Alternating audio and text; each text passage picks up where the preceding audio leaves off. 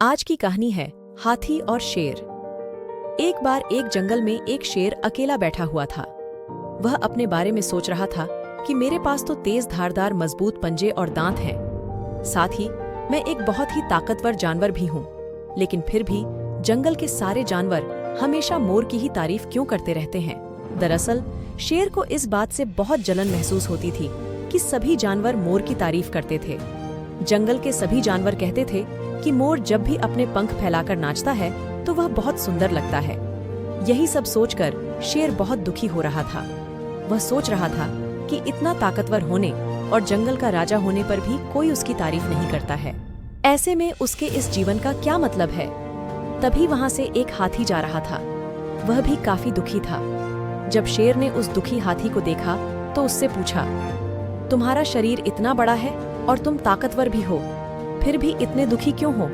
तुम्हें क्या परेशानी है? दुखी हाथी को देखकर शेर ने सोचा कि क्यों न मैं इस हाथी के साथ अपना दुख बांट लूं। उसने आगे कहते हुए हाथी से पूछा कि क्या इस जंगल में ऐसा कोई जानवर है जिससे तुम्हें जलन होती हो और वह तुम्हें हानि पहुंचाता हो? शेर की बात सुनकर हाथी ने कहा, जंगल का सबसे छोटा जानवर भी मुझ जैसे बड़े जानवर को परेशान कर सकता है। शेर ने पूछा, वह कौन सा छोटा जानवर है? हाथी ने कहा, महाराज, वो जानवर चींटी है।